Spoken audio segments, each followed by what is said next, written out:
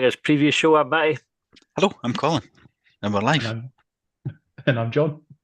But a shambles. We might not actually be live at that point. I had clicked the go live button when I said ready, and he's went aye, and then carried on talking. So Hi, well, we might have been folk might have heard you shopping. They might know of. I never even mentioned shopping. Oh, I did just you said know? what I was going to do when the shopping comes. There you go. Nobody watches us for the professionalism or the BT or anything like It's that. It's just fine. as well, eh? It is just as well. All right. So Friday afternoon, Hibs got a Saturday 3 o'clock kickoff against Livingston. A rare Saturday 3 o'clock kickoff, and actually it feels like a rare home game as well, doesn't it? So, I I heard you think saying last night or was it somebody on the phone and says 4 away games in a row we've had? It was because we were Rangers, Falkirk, Celtic, and Hearts. We've had Mm, all away. that I place is seem full. to recall that although we are surprised right now, I'm sure we had a conversation about this months ago about like fixtures. Colin probably chucked in his usual about like the December fixtures all getting crammed together. But I'm Mhm. sure I'm sure we saw this coming a while back. Aye, And also, I think, right, from memory, this is your first 3 o'clock kickoff this season on a Saturday. And mhm. somebody Will said be. it's the last this year in the calendar year. Is it? Oh, fuck off. Mm-hmm. That's wild, eh? Because even the Dundee United game was a Saturday morning, it was 5:45 or Hmm. 6:15 or They something, wasn't it? So, giveth and they taketh away. Just as we were getting used to the 3 o'clocks, mm. they go, fuck you. How are you feeling for this game, Colin?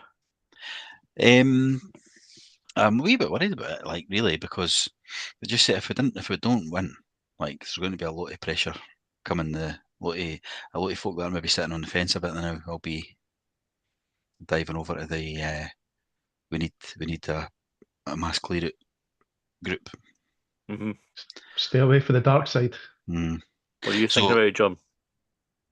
I'm fine. I'm optimistic. It looks like it's going to be dry. It looks like it's going to be relatively warm for the time of year. Um, I think there's opportunities to progress from where we were, or sorry, where we've been in the last few weeks. There's been what we had like a week off, week and a half off, or is it 2 weeks actually, since with the international break? 2 weeks. Aye, it was. 2 weeks. The derby was the last game, innit? So we had last weekend off, and was it? it's It just feel, one weekend off, but it's 2 weeks.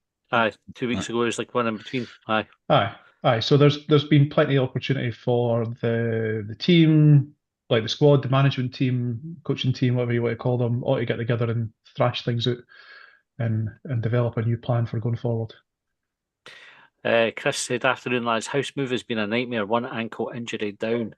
I hope it's not a bad ankle injury, Chris. Hope it's not going to keep you away from the football in the morning. Um, J Star said we seriously need to win this if we can't be getting beat off teams like Livy if we want Europe again.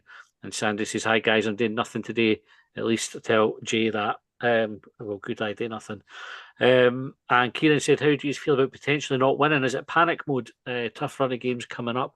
It's an interesting question. I mentioned the phrase last night about no talking us into a crisis. I think that's like important there because mm, you talk about like our conversation on extra time on Monday. I thought it was a good chat, but we're talking about is it more important to win or is it more important to play well? And it almost ended up feeling like we were talking about like a situation that Hibs are just playing bad, like we're consistently bad and we weren't doing either. We weren't winning and we weren't playing well, which I don't think is really the case. We have had good moments this season. We yeah, just haven't really kind of put together a 90 minutes, but we didn't want to be talking ourselves into a crisis call, do we? no, and I think, but so I think tomorrow though is more important to win Mm-hmm. day. Be great if we could do both, like, but I think tomorrow's an important to win, no matter what, because we play well and we draw. Folk will just be, knocking, not quite protesting outside the West Stand, but it's got to be, the expectations are high. Livingston are nobody fancies Livingston much, but I Yeah. think they're a better team than people. I think folk are assuming they're just shite and cloggers like what we've always sort of classed them as. I just think it's just a dangerous one to go in and expect. I mean, I expect us to win. Don't get me wrong, but like some folk might think the expectations are to blow them away, and I don't think it'll be like that. It'll be quite stuffy, and we just need to battle our way to win. We I'd love never it free flowing, but I can't see it. We never set it up this way, but when you're talking there about the 3 points is more important than anything else, I was contemplating a Hibs victory, but with a poor performance, and thinking about the conversation that we had in the previous extra time about which is more important, style. In fact, I don't know, I might be misphrasing that, but it was definitely around style and substance. Yeah. And I don't know, I'm curious about Colin's thought process behind that, about the victory being more important than anything. Because I think that there might be opportunities, even if we do win, it'll just be like that minor sort of like scratch of the itch before there's another big game round the corner. And the importance becomes sort of the performance becomes important again, and no laying a glove on someone or whatever it happens to be. But the way you get rid of that conversation's by winning games. So you win this one, and then you win the next one. You know what I mean? And then it goes. You're not going to that game by game. This is a big game. What's our place to go? We must win. Like that's what happened last season. Remember, it was like that in November. Then we started winning games. By January, February, we weren't talking about the next game was really important. It was for third place, but it wasn't important in terms of the manager keeping his job or no needing a mass clear it. It's funny, we needed some sort of barometer, I think, of where we are, because it feels like we just sort of like There's no middle ground, like we bob between what you were describing there. We're going for third, or the manager's under pressure. Aye, but that's the world now. You can't go. You can't have a grey opinion. You need to look at Twitter. Nip onto For You on Twitter. Fuck me. You're either black, it's white, it's left, it's right. There's no middle. The nuance in anything now, it's like you've got to. And nobody changes their mind on anything else. No, like no, they just stick their heels in, and that's that. John, what are you expecting for Livy tomorrow? That's a good question, actually, and it factors into the team that I picked for you two to pick over the carcass of. When I put my team together, I was thinking, how do I expect Livy to play? What do we do to counter that? And I expected that Livy will put us under lots of pressure. They will probably try and exploit all the things that exploit the areas that we've been found wanting a bit. So like closing out halves, closing out games. Defensively, I think we've been good, but there's been a couple of, I want to say like individual errors. So I'm thinking back to like Iredale at the start of the season where he has that loose ball forward, and then there was a few other ones. Not him, but just players no tracking markers, etc. So I think they'll try and exploit that, because I think, like Colin says, like Livy have got this reputation as being cloggers, or like I think one of the listeners mentioned about like what if we want to be finishing third, we need to be beating the likes of Livingston. Like we could not beat Livingston at all, provided we beat other teams. Like that's just kind of how it goes. I think one of the things that Livingston are very good at is they're very effective at what they do well, if that makes sense. Like, and putting teams under pressure, second balls, all that sort of stuff. And I think we need to be wise to it. Like we saw that against them in the League Cup game at Almond Vale. They did have a couple of opportunities. It wasn't pleasing football by any means, but it did on occasion put us under pressure. And I think at the moment, because we're under pressure, because we've got that wee monkey on our shoulder, if you like, about closing out halves and closing out games, that's going to be times where that type of football, I think, might become quite effective for them. Colin John's referenced that the game at Livingston earlier in the season in the Cup. Now, it was right when we were in Europe, and Gray had shifted the team about a wee bit, made some changes. We spoke about it on the phone in last night. So we had Chaiwa, Clige, Mane, Megwa, they're all come into the team. But it was a really good performance. Like, although it was 2-0 and Mulligan scored sort of late on, it was a comfortable 2-0. And, John, you mentioned about Livy putting us under pressure. That was few and far between, I think. That it probably goes down as one of our best performances of the season now. Like, it didn't feel like it at the time because we were playing well in Europe, and we probably thought that's just the standard that we are playing at, but we've kind of struggled to hit that level again, haven't we? Aye. Yeah, it was, and it was just, I don't know what kind of strength they were at. I guess they've not got a massive squad. Nah. So I don't know if they would have loads of changes now. The League Cup seems to take a wee bit at that early stage, seems to take about 10% off performance, and we stuck people in the team that weren't normally starting, who were trying to prove a point. So maybe we didn't lose as much as them in that intensity or whatever. I don't know. We did play well that day, though. We were good, and as you say, like the midfield was good, and that was where everybody kind of hung their hat on Jaiwa, really, because like if folk are picking the best teams now, he's appearing in them all, and he's really only played 3 or 4 games. Aye, and even then, it was good in that game, good in Europe, but he's been sort of okay in other ones, not terrible. But I thought he was decent against Falkirk. I've heard folks saying he was all right. I thought he was good that night. I remember that. I know we never lost the game. We lost a 2-goal lead. Yeah. But I thought him and McGrath were really good that night, and they kind of suppose being glossed over by losing the goals. That's again goes back to what we were talking about on Monday. Like the result totally changes how you view a game. John, do you want to talk us through your team? Yes, that'd probably be helpful. That's what I'm here for. Salinger in goals, and I'm breaking with my convention for last week. I'm going to go right to left rather than left to right. Okay, good. Ahora, Hanley, Iredale, back 3. So you went right to left. Right to left. You said left to right, but we'll just. Oh no, I went left to right last week or the week before. Did you? This time. Because I'm checking my tracker here for the thing I may have to do away, so I got you wrong. Apologies. Cadden, Mulligan, Levitt, Madden, McGrath, Boyle, Bowie. All right. And why that team? Good question. I spent a wee bit of time mulling this over earlier. Like I said just a few moments ago, that I was thinking about how do we play against Livingston with some of the things that I mentioned, like pressure, balls into the box, that kind of thing. And I thought to myself, well, do we go 3 at the back or do we go 4 at the back? Do you want fewer or greater numbers in the box to deal with those balls that are going to be coming our way? And I thought to myself, like, why am I trying to combat Livingston? Like, I want Hibs to play to their strengths. I want Hibs to play something similar to how we were playing last season with some of the players that we've brought in this season. So I actually had a look, because we've had a few conversations about whether it's like 3-5-2, 3-4, 2-1, 3-4-1-2, and I thought to myself, well, how are we playing sort of this time last year? And there was a wee bit of a bridge between when we, like, pre-Aberdeen game, when we came back into 3 each, and then afterwards. But the team was broadly the same. And I think that probably reflects what Colin was saying about performances, etc. And like there not being massive changes in the squad. We just cut out individual errors.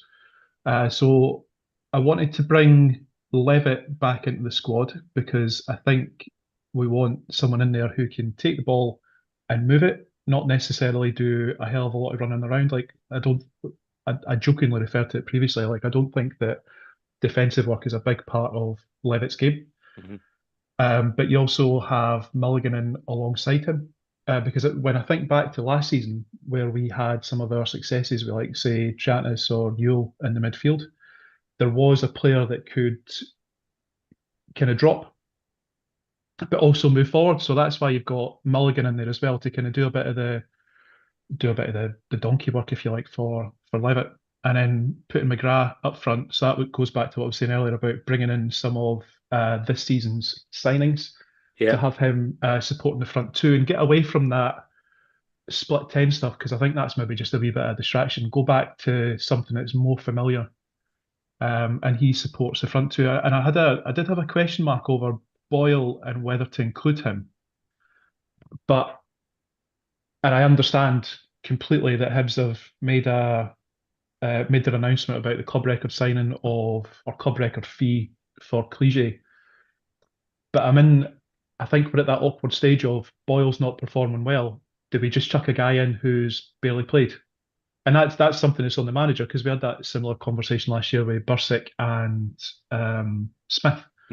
So I've opted to go for Boyle this time, because I think his influence possibly as a captain just slightly tips the balance in his favour for being included. Hibs 1991 says Teflon Boyle, and Kieran says Megwa gets a shot. That was our last when he played and played well. So the Cliche, which was the 17th of August, and Sanders says Cliche over Boyle at this time. and J Star. So definitely need our creative players like McGrath and Nicky. Colin, what are you thinking with the team, but that front two in particular that John's picked? I thought the team was decent, and I agree about the go back to basics almost to what was working last year. I don't know if Milligan and Levitt feels a bit light in there though, but I don't know who else is available. They should cope with Livingston though. I mean, this is the thing. I know, this but is where like if there's only two, like, they should, right? But they haven't. And I think I would go with Clegy up front. I think Boyle's been away to Australia again, or wherever it was this time. He's been away for the last 10 days, flying about long distance flights. He's not been playing well. I think I would maybe go with the Clegy. Cleagy's been away as well, though, isn't he? Aye, but I know loads of them have been away, so you can't do it for everybody. But Boyle's not playing well, and he's been. And how far's Clegy been away compared to how far Boyle's been away? I don't know. Like it could be the same, right? Your answer to that, like, no, I just know that Boyle's. It's the other side of the world. He's flying every month. Mm-hmm. I mean, it's got to take it out of you. So, I think I would go with Clegy. We've got to try and get Nicky Cadden in the team somehow, I think, because he is creative, but he's not been playing well either. But then he's not had a run at it because when he came on in Europe, he got injured and then he was out. So it's like get him in the team again because it was working. I feel harsh on Obita because Obita's been one of our better players this year, though. Aye, it's fair to call out Boyle. I hadn't even appreciated that he'd been away.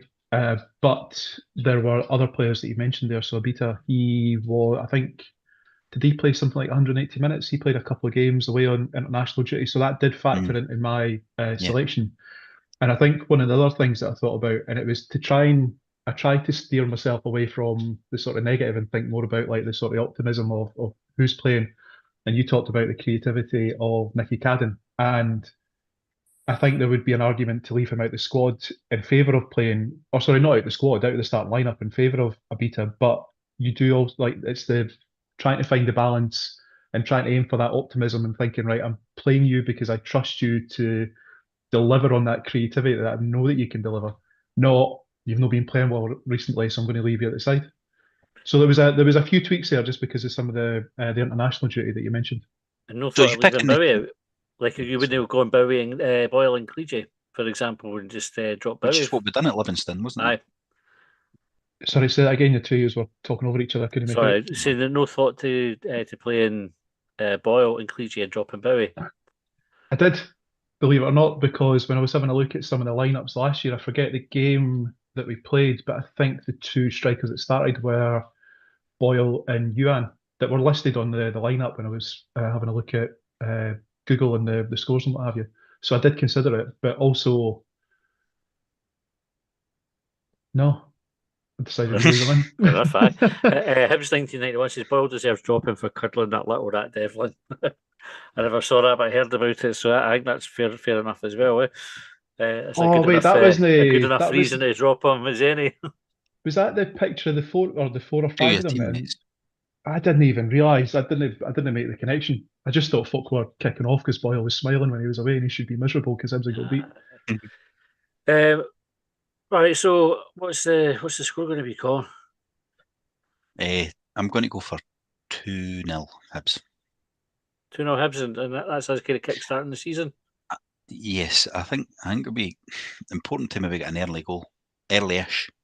Mm-hmm. You know, because I think the longer you give a team like Livingston a chance and a bit of hope, you know, you go in 0-0 at half time, folk boo them off. They get a bit of a boost. We're still in this game. We've got a chance. We'll get a corner at some point. You know, like the Peter Houston style of tactics. Get pummeled, but maybe get a chance at some point. And I think getting an early goal kind of crushes them a wee bit. Breaks the game plan to fuck. Aye. What I hope for is a 90-minute performance for us. Like obviously, you didn't get like a full night. Nobody plays brilliant for a full 90 minutes, but at least the majority of both halves, because we seem to have been able to put together a good 45 minutes, but no a full game. John, what would you reckon the score's going to be? I'm going to go for an optimistic and entertaining 3-1 to Hibs. I think we'll get a clean sheet. That's my prediction. I think it'll be whatever the score is. It'll be to 0. And I fancy us to score 3 times, so I'm going to go 3-0 to Hibs for it. It'd be good. Aye.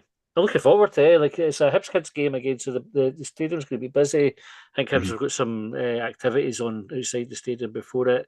There's obviously, like we talked about it on the forum last night, a couple of minutes of applauses arranged for folk as well. One on the 70th and one on the 59th minute as well. So I'm going for a few pints after it, so that'll be decent. Yeah. It's Happy days for you. I'm sitting alone near John as well, so I'm going to come over and say hello to him and his partner. Podcast pals. You're in the East Stand, eh? So I've not been in the East since the 3-3 draw with Aberdeen. I put her about. I've been changing my seat. Do you just come back when Hibs need a wee boost?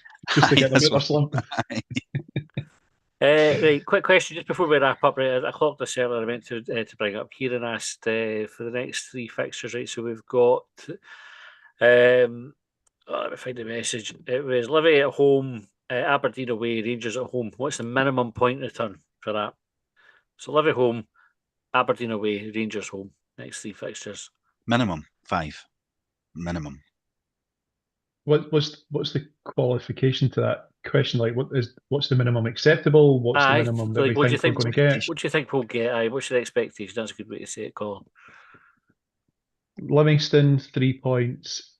Aberdeen. Do you know what? Fuck it. I'm going to go for an Aberdeen away victory. David Gray's done well up there, so I'm going to say 6. And lose 6 for 9. 9 against Rangers, eh? McInnes will be in charge, but then McInnes ball will be in full flow. Aye. Wonder if he'll take James down with him. Maybe, yeah. I'll go 7 points. I think we'll beat Aberdeen. I think we'll beat Livingston. I think we'll draw with Rangers. I think that's I'm just saying minimum. I'm not saying like I want more than that, but I got asked what the minimum would be, and I think a win tomorrow and 2 draws. I've done my usual and taken my own interpretation. I've went 6 points. I'm lowering my expectations. Anything more than that, I'll be delighted. Fair enough. Doesn't matter anyway. It's just nonsense, isn't it? Really, when it comes down to it, it doesn't matter. How many times we done they talk next 6 season never even went and revisited? We've long since established that we have no clue what we're fucking talking about. That's like that's long been established.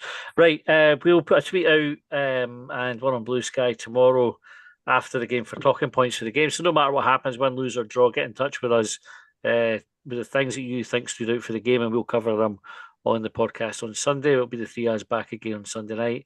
You'll catch us on YouTube at about 8 o'clock-ish. And then subscribers will have extra time on Monday as usual. If you are on our Patreon, you should have had the banger dropped to your mailbox this morning as well. So good stuff on that again this week. And with Christmas coming up, we've been given our Redbubble store a wee push as well. I like Jeff's article. Jeff's is good, wasn't it? Aye. Yep. Sort of the fictional social media for the 1970s. Yeah. Brilliant. I like the thinking behind that. I like when somebody comes up with stuff like that. Anyway, right. Thanks for tuning in, folks. We'll see you all next time.